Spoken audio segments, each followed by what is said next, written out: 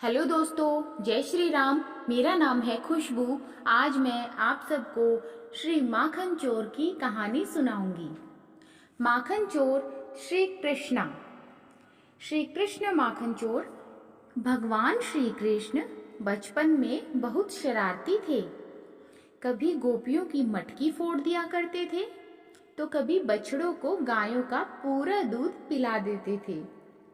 गोकुल की गोपियां चाहकर भी प्यारे से श्री कृष्ण को डांट नहीं पाती थी, क्योंकि वो इतने नटखट थे कि उनकी शरारतों को देखकर उन्हें दुलारने का मन करता था। कान्हा की ऐसी ही लीलाओं में से माखन चोरी की थी। यह तो सभी को मालूम है, कन्हैया को मक्खन कितना पसंद था।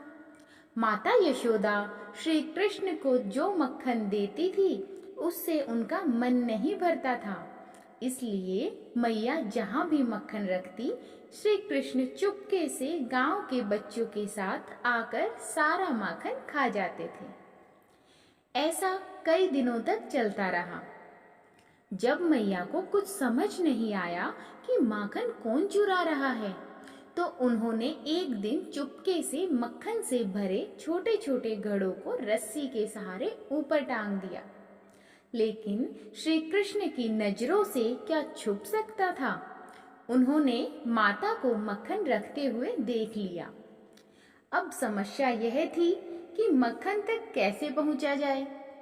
काफी सोचने के बाद उन्होंने सभी दोस्तों को इकट्ठा किया और बोले कि सभी एक घेरा बनाओ और उसके ऊपर चढ़कर माखन निकाला जाएगा।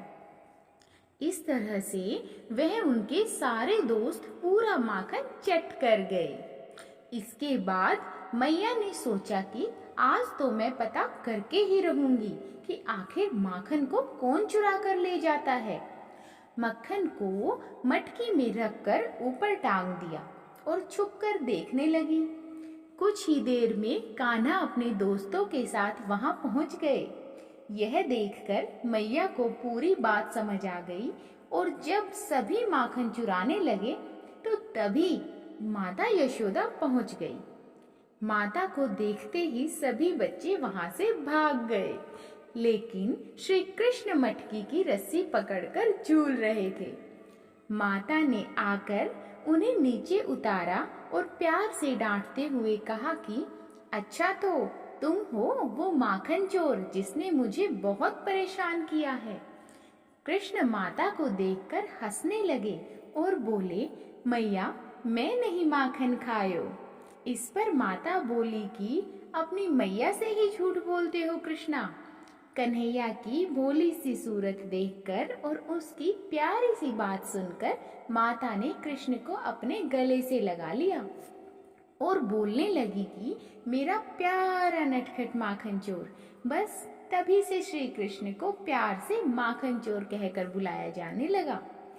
अगर कहानी अच्छी लगी तो चैनल को सब्सक्राइब करें, शेयर करें, कमेंट करें और वीडियो को लाइक करें। नोटिफिकेशन के लिए बेल आइकन को प्रेस करना ना भूलें। इस तरह की अच्छी अच्छी कहानियाँ मैं आप तक लेके आऊंगी और इसकी जानकारी आपको सबसे पहले मिले। धन्यवाद।